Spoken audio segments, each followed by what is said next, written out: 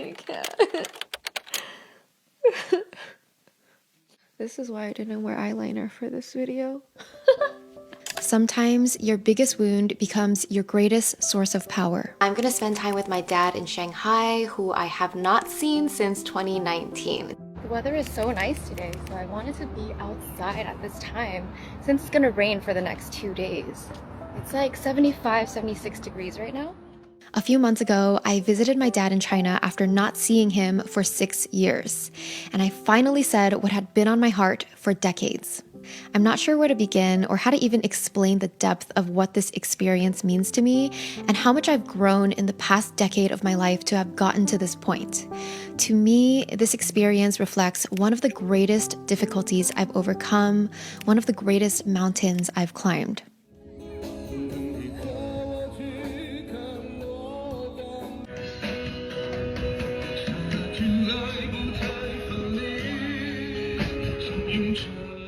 It took me so long to finish this video because although I vlogged my whole week in Shanghai, all of the key moments and the main story that I want to share happen when the camera is off. So I decided to share it in this format directly with you. I don't think I can fully capture the whole story, emotions, and depth in this one video, but I'm trusting that whatever I do share will be of value to you and help you in whatever way you choose to interpret it. Growing up, I didn't see much of my dad. We really only saw him every 3 to 4 years. So even though he wasn't physically here with our family, he was a persistent and overbearing shadow in our lives.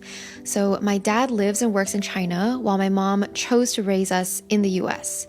So we were meant to visit China more often, but when I was really young, we experienced a unique incident with like a mid-flight malfunction, and after that my mom developed a fear of flying, and so our visits became more rare with time. So very early on, even when I was in elementary school, my dad was not really in the picture. It was more you just check in with him every few years. And so you can imagine how distant we grew, because as you're going through elementary school, through college, every 3 to 4 years, you're changing a lot. A little bit more about my dad is he's like a traditional controlling type and had very high expectations on us. So he wasn't physically here, but he financially supported our family still. And so we would feel this immense pressure from him, and every time we saw him, it was like we had to live up to his high expectations of us, otherwise there were consequences and punishment. My dad in general is a scary type of person. Even when we go out, he's scary to waiters and service people. He's just that ego heavy kind of person. So growing up, we had a lot of fear around him, fear around his energy, fear around his power. And also, obviously, my mom had a lot of her own fears that bled into me and my brother, right? Fears that if we didn't perform or if we weren't good at school or being good children, he could cut us off or limit our freedoms. And so growing up like this obviously led to a lot of trauma and suppressed emotions, so many things that I didn't understand and I didn't even know how to express or share or talk about at all, that started to unravel in my later years, in my late 20s. Not only did we have the trauma of the abandonment, the confusion, the lack of communication, right? We thought he would be coming back, but one day he just stopped coming back. He just decided to stay in China and not visit us. And we would have to go visit him. And we didn't know what he was doing most of the time and whether he would continue supporting us. There were a lot of unknowns and thus a lot of uncertainty and a lot of fear and so much resentment and sadness, all of that. So there's already that childhood trauma. And then when I was in my early 20s, just graduating from college, there was not only the pressure to do well in school and in life, but also this conflict that I developed because I chose to not take a traditional path. If you follow Lavender, hopefully you've heard my story, but I decided not to take a corporate job because I wanted to pursue being an artist and living a life that was more creative and free, that could give me the dream life that I had envisioned in my head. And so choosing to go this uncertain path, again, brought so much conflict between me and my dad because he's very traditional. He didn't understand why I could not just get a job, any job. And I told him, I don't want to work in an office. I'm going to pursue music and be an artist. And he was like, artists are crazy people. You can't be an artist. And so for many years in my 20s, that added on to this conflict between my dad and myself, where I had this chip on my shoulder that I had to succeed no matter what. I had to prove him wrong. And that did drive me for many years, but it was a motivation driven by that negativity, the need to prove him wrong, the immense pressure that I put on myself to succeed and make it as an artist. And so much was just wrong with how I connected my self-worth with my success. Not just through this experience, but just my entire life, what I was taught since I was a little girl up until age 20 something. And all of this started unraveling when I just kept burning out. The year 2019, I was about 28 years old. I had burnt out from my YouTube career, and I did the solo trip in Bali where I started trying new healing modalities like breath work, ecstatic dance, and I started to truly experience healing from the heart, healing my emotions, healing through physical, somatic, in-body experiences, and having so many realizations of what was wrong with my sense of self-worth. I never felt like I deserved love. I had so much that I had to unravel, and I had to learn about what true self-love and true self-worth feel like. So that's a journey that I've shared. I won't go into it too much now, but throughout my 20s, I did see my dad a couple times. And if you watch Lavender videos all through those years, I had so many different hair colors because that was my statement. That was the symbol to the world that I have decided to be an artist. Like, this is who I am. Take it or leave it. I know it's a little weird. It's a little different, but I'm just going to have rainbow colored hair, whatever I feel like it, right? I'm ever changing. And so every time I saw my dad, he would lecture me about my hair color. We would have a fight, an argument about it, that he would think it's crazy. Normal people don't have this hair. How do you expect people to take you seriously?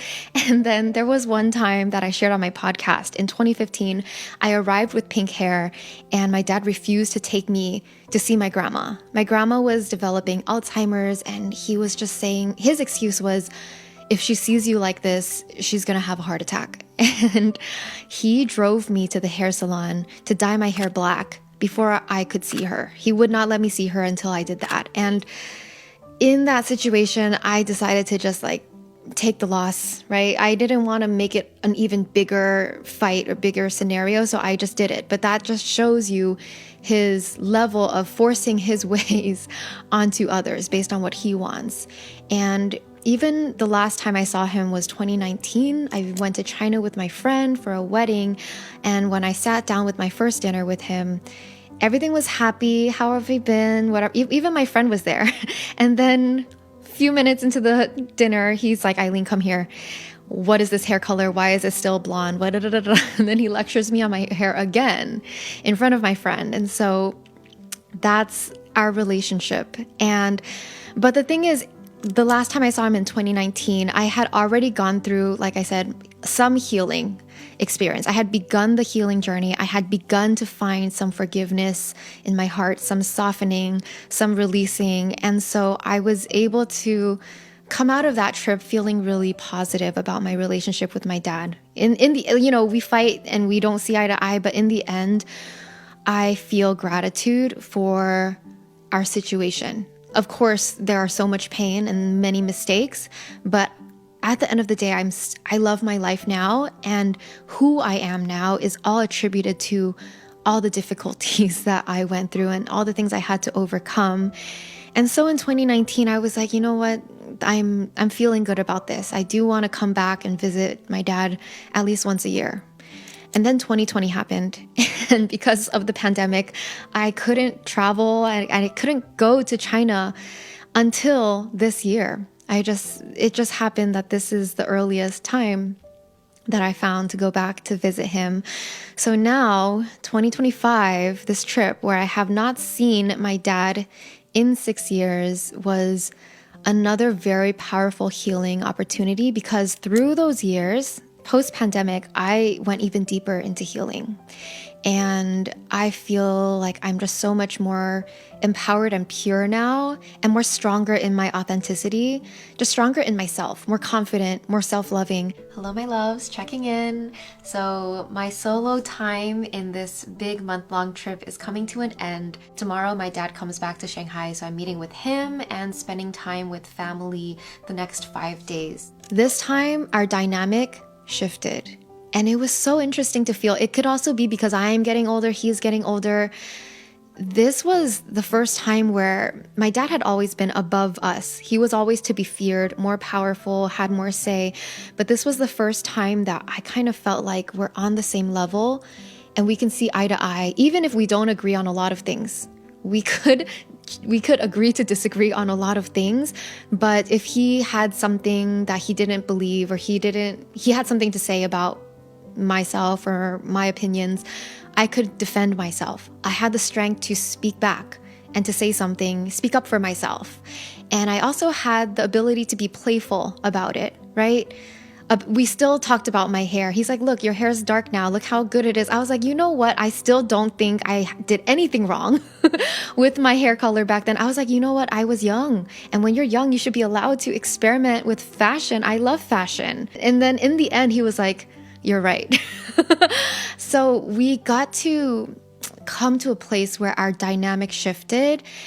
And not only that, was what was even more powerful this trip and seeing my dad was having the courage to speak everything from my heart, to say everything that I wanted to say and to express about my emotions, and also to speak for my brother and my mom because they weren't there, but to speak about everything, express how we felt, express our thoughts of that time. All of these things that I wasn't able to even bring up or talk about, and also to dare to ask the questions that me and my family had been afraid to ask for decades. There are so many touchy subjects, so many, I guess, very taboo questions that we just never dared to ask. And this time I was bold enough. It was not easy. I asked it on the last night. It was not easy, but I dared to ask all these things that we had been so afraid of. And what was so interesting is it wasn't even the fact that I wanted to hear a specific answer that would make me happy. It was, I'm just proud of myself for asking. And after asking, I got something so heavy off of my chest. The fear left my chest. And even if the answer is like unclear or maybe not what I wanted to hear, regardless of it, I was okay. I accepted it. I accepted the reality. And it was so freeing and so peaceful to know the reality, to go there, to actually have a real conversation with him and to experience the reality of it. Because when you have so many things you want to say to someone or so many questions you want to ask someone, but you're not actually talking to them, they're just in your imagination for decades, for years, that just feels so heavy. And there's so much uncertainty that it just weighs on you. It's like questions never answered, things left unsaid. It's so heavy. And I realized that it feels so good to just have the courage to express it. And it was definitely a very interesting experience. I think something that not many people would get to experience in their life because my situation is very unique. But in the end, I just feel so much more empowered. I literally wrote like a huge long journal entry afterwards. Like, I literally feel changed. I feel shifted. I feel so grateful to have had this opportunity, and also so grateful because I was able to do it before it was too late. If anyone has like aging parents, you understand that it could easily be too late if you just like put it off, procrastinate. I could have easily not made the effort to go see my dad, right? I did a whole solo trip in China just so I could have these 3 days of having dinner with him. That's it. That's all the time he had. My brother has not seen my dad since 2018. They have not spoken for that many years. But anyway, I knew that this was really important for me and for my healing and just for my inner peace. So I made the efforts to make this trip happen and kind of force my way into his life so that I could have these conversations before it was too late. What was beautiful about this experience was the ability to share both of our intentions and both of our truths, and to have better understanding of my dad, his story, and feel more empathy for him. When I understand him and his story, even though he's made his mistakes, I can forgive him easier because I can empathize with him. And it really was like so interesting to feel this like level of peace of I can accept the truth no matter how unpleasant or difficult it is. Like I can see my dad for the human that he is, and I can choose to forgive him and to choose to love him still, because I feel that he still truly has love for me and my family. At the end of the day, there's still good intentions behind the people, and so that's where I felt that. And this kind of thing you can't feel just through texting. We didn't really communicate. When you're not in communication, when you're not with someone, seeing them physically or having a conversation, hearing their voice, there's so much misinterpretation or so much wild imagination that can happen. And so, yeah, what this trip gave me was a lot of clarity and just so much peace. I keep saying the word peace, but those are the themes, like peace, empowerment, and release. I'll share an excerpt from my journal entry after having these experiences with my dad in Shanghai, because I felt like there were a lot of good nuggets that even if you don't understand my situation at all, just hearing these words could help you in some way. And so that's my hope and my goal in sharing this with you. So in this part of the journal entry, I was recognizing and reflecting on my power in my authenticity. If I believe in something true, I can stand firm in it. No one can doubt my truth. They can disagree, but it won't affect my world. My truth is my truth. There's a power in my authenticity. I'm now at a place where I feel more empowered than ever. If anyone could have brought me down and crushed my self-esteem in the past, it was my dad. Because we put him on that pedestal and feared him, feared his judgment, feared the consequences of his anger with regard to our safety and survival. Now I'm no longer afraid. I'm no longer that fragile. I am strong. I am strong against him. But also, now I know more so that I am not fighting against him, but he is fighting alongside me. He is powerfully, steadily supporting me my entire journey. He will fight with me and for me. That I know now. Oh, how the perspective has changed. How much more powerful and strong and confident I will become now. He who used to be the fearsome battle has become my strong and loyal ally. And the only thing we face now is life. There is no one person I'm afraid of. There is no one person who can make me feel so small like I used to ever again. I have nothing but life in my face and the trials that come my way. But now I know how strong I am, how strong my truth is, how strong that unwavering knowing can be, where no one can change or sway you. They can hate, they can judge, they can say whatever they want to say, they can think whatever they want to think.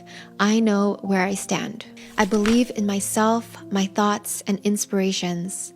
I believe in my creativity. I believe in my dreams. I believe in my philosophy. I believe in my ability to live a beautiful and meaningful life. I believe in my power. I heal and I grow stronger. I grow more powerful and unwavering, and also more graceful, more humble, more loving. I embody all of it. I soften and strengthen. That is the gift I've been given, the gift that my life's experiences have given me. And so I am so grateful for my story, for the people and circumstances in my life that caused me pain and sorrow, difficulty and resentment. I always come back stronger. And not only that, but my awareness of the depths of life and my emotions grow deeper. The experience of life grows richer, more fulfilled, more meaningful. My pain led to more meaning and healing. I have felt broken so that I can then experience the feeling of coming back into wholeness again. If any of you are living through, dealing with, or healing from a father wound or a parent wound and can relate to me on any level, I just want you to know you are loved, you are so worthy, and it is so possible to heal fully from this. It will happen in layers, but that's the beauty of the unraveling. It's not going to happen all at once, and you don't want it to happen all at once.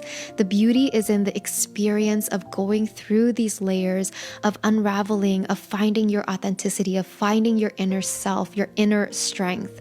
That is your inner power, and it just feels so amazing once you've really felt that. And just to give you like a timeline of it, right? This is something I've been dealing my entire life, and I thought throughout my 20s I had been working so hard on my healing and my self-love, but in hindsight I had only scratched the surface. And it was really around age 28, 29 where I truly began to heal on a very deep level, where I really could like purge the emotions and really process. And so from age 28 to now I'm 34, those were the years where I really did deeper healing and more, I guess, inner growth, that now I'm at a place where I feel so free from it. And this is a combination of healing that I did on my own time and literally interactions and experiences with the people that have hurt me. So yes, this is where my story currently ends, but of course the story goes on, this relationship story goes on, but I feel like I'm in a new chapter, a new phase where I feel like my truest, most empowered version of myself that I had ever been. And that is really exciting for me. Comment down below which part of the story resonated with you the most, and let me know where you are in your healing journey. Sending you so much love. And finally, to wrap up today's video, I want to share the poem that I wrote right after seeing my dad. I think I wrote this after the first or second night. And it was after recognizing that he has begun to soften and the energy has begun to shift a little bit. It's called Finally, He Softened. Finally, with time, he softened. No longer a heavy black cloud, no longer the fearful storm, no longer the all-powerful, no longer the superior. I see the lines of his face, the arch of his back, the traces of years chasing hopes and dreams. Finally, with time, he softened. His high ambitions, his expectations, his will to win met their fair share of lows and losses. I noticed the calming of his roaring fire, intense bravado, strong force of his beliefs and judgment. No longer small, no longer afraid, no longer tense, I find myself able to see more clearly. In my heart, I have found peace and forgiveness for the years of pain he caused us, with and without his presence. Finally, with time, I have softened to see the man that was there, the man in difficulty, the man in worry, the man who was fighting for the survival and livelihood for himself and his family. Thank you so much, my loves, for listening to my story and for watching to the end. I appreciate you so much. Thanks for giving me the space to express this and to share this. And I truly hope that this does shed some light on the healing journey. And I really hope that this helps you in some way. If you think about who I was when I started Lavender in 2014, I was really going through it. In 2012, I was depressed. Those 2 years, I was pursuing music and being really lost, not knowing what to do with my life. And over the years, I've had my phases, right? I've had like a career phase, I've had burnout phase, I've had healing phase, I've had slower phase, I've had pivots and rediscoveries and new directions. And throughout the past 6-7 years, I've been healing through all the layers. And looking back, I can see how much I've healed, how much I've grown. And the fact that I'm able to document that and see that through my videos on this channel is quite amazing. You guys can go back and watch my healing journey videos from my Bali trip in 2019 to me going through that Eastern holistic healing stuff. In 2015, I shared the story of when my dad made me dye my hair black. And then when I came home, I went back to like blonde and pink and all the different colors.